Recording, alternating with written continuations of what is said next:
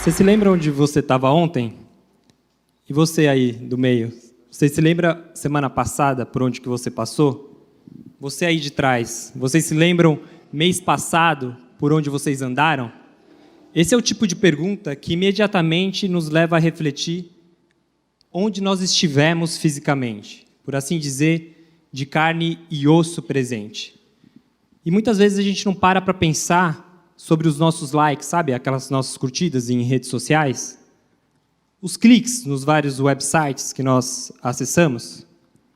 Daquela conversa no telefone com a atendente da nossa operadora de celular, com o gerente do nosso banco. Daquele cadastro que a gente fez na farmácia e a gente deu o nosso CPF em troca de um desconto.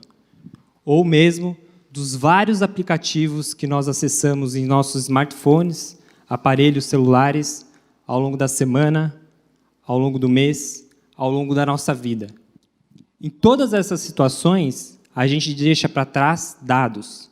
Dados pessoais, que não são apenas o nosso nome, RG, CPF, endereço, foto, mas todos esses rastros vinculados a nós e que nos identificam. Essas migalhas de informação juntas, elas vão compor um retrato sobre quem nós somos.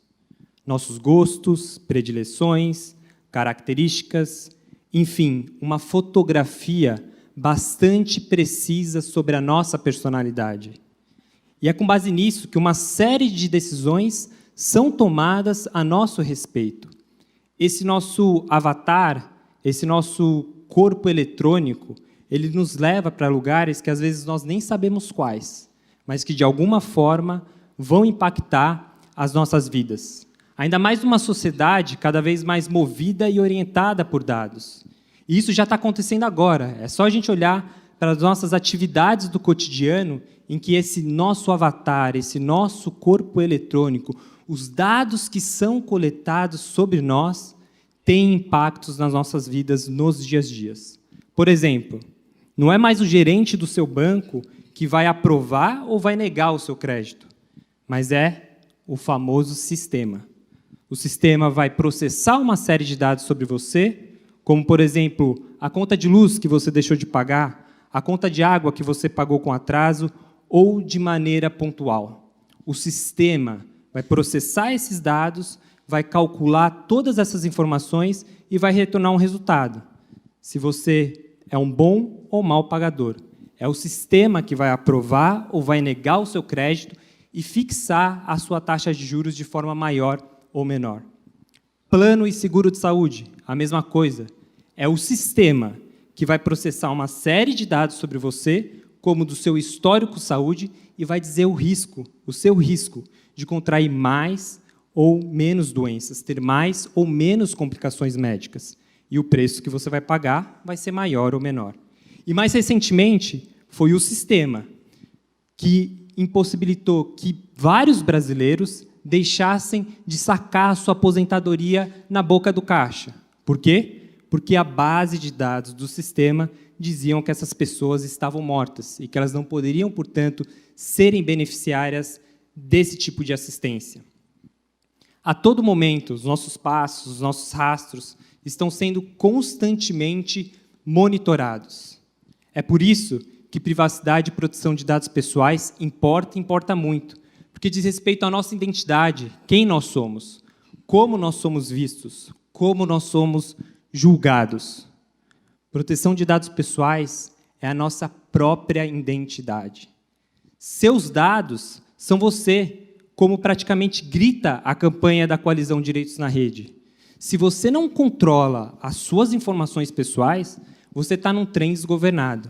A minha, a sua, a nossa capacidade de autodeterminação é cada vez mais calibrada pelo uso que são feitos com os nossos dados. Por isso, privacidade e proteção de dados pessoais importa muito. E proteger significa estabelecer as regras do jogo, do que podem ser feitos ou não com os nossos dados. Um manual de instruções, não só para proteger a pessoa de carne e osso por trás desses dados, mas para gerar principalmente confiança. Confiança entre nós, cidadãos, entre organizações públicas e privadas que se valem, que fazem uso desses dados para os seus modelos de negócio, para suas atividades comerciais, para a formulação de políticas públicas. Proteção de dados pessoais é uma questão para não gerar paralisia sobre isso.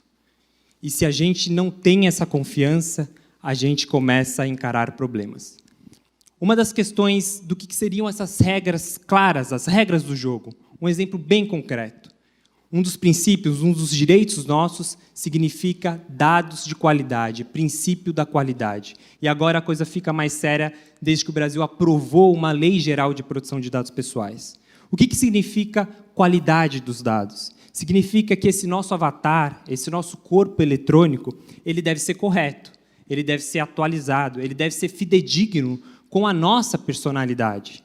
Porque, caso contrário, se esse nosso avatar, esse nosso corpo eletrônico, não for fidedigno com quem nós realmente somos, decisões sobre nós vão ser equivocadas, vão ser erradas, e elas devem ser corretas. Justamente o contrário do que está acontecendo hoje em dia com os bloqueadores de publicidade online. Quem nunca foi perseguido por uma publicidade? Aquela publicidade que te persegue há 8 meses e, como brinca o jornal sensacionalista, deveria ser presa, porque perseguiu a sapatilha e a mulher durante 8 meses. Esse é um exemplo eloquente de como que os nossos dados nos representam, nos projetam. E se você não tem a proteção desses dados, você perde o quê? Você perde confiança. A gente fica incomodado quando essa publicidade praticamente nos assalta.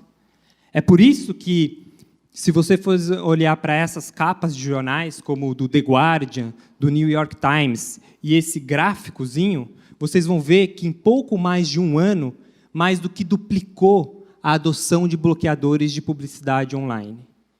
Em pouco mais de um ano, nós começamos a instalar cada vez mais bloqueadores de publicidade em nossos computadores, em nossos smartphones. Por quê? Porque a troca desses dados já não faz mais tanto sentido. A gente já não vê mais tanta utilidade. A gente já não tem mais tanta confiança nisso tudo. Por isso que proteção de dados pessoais importa muito. Estabelecer regras, direitos e deveres de todos os atores desse ecossistema, mais uma vez, não protege só o cidadão, mas traz confiança para todo esse ecossistema. Dados, por exemplo, de qualidade, é o pressuposto para qualquer tomada de decisão mais eficiente. Por exemplo, se o banco sabe melhor o seu consumidor, a capacidade de pagamento do seu consumidor, se os dados são de qualidade, ele vai dar um empréstimo que não vai gerar endividamento para aquele consumidor, para aquele cidadão. E o banco não vai ter prejuízo. Mesma coisa na área da saúde, diagnósticos mais precisos. Mesma coisa na área de formulação de políticas públicas, para aqueles que realmente precisam e não que fraudam o sistema.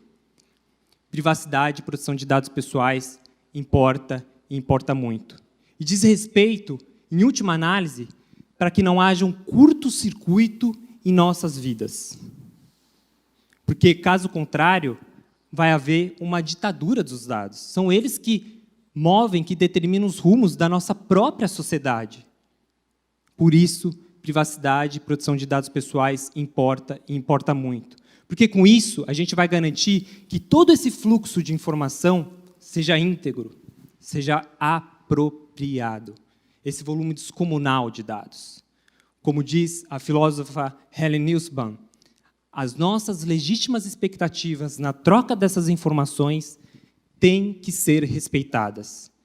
E o melhor exemplo disso aconteceu esse ano, quando a gente viu que a desproteção dos nossos dados pode atingir em cheio a própria democracia. O que o escândalo da Cambridge Analytica mostrou foi justamente isso. A princípio, um testezinho de personalidade, aquele que a gente faz nas nossas redes sociais ou em aplicativos, inofensivo, ingênuo. A partir desses testes, foram coletados dados sobre essas pessoas, sobre os amigos dessas pessoas, o círculo social dessas pessoas, para fazer perfis psicométricos. O que significa isso? Saber as emoções dessas pessoas, saber como a mente dessas pessoas funciona. Essas pessoas se tornaram mais o quê? Manipuláveis, vulneráveis. Ao que tudo indica, esses dados, foi com isso que se tornou possível que a narrativa, mensagens políticas, propagandas se tornassem mais potentes, com maior sedução, poder de convencimento. A legítima expectativa dessas pessoas que deram esses dados para esse teste de personalidade foram frustradas. Por isso, proteção de dados pessoais importa muito. Não se enganem, se não houver proteção de dados, nós, enquanto sociedade, nós vamos parar de produzir a matéria-prima hoje mais importante, dados. E aí a gente não vai ter liberdade para inovar, para empreender, para desenvolver. Proteção de dados pessoais é hoje o mais importante pilar do nosso pacto social, do nosso contrato social. Por isso, proteção de dados pessoais importa muito. Obrigado.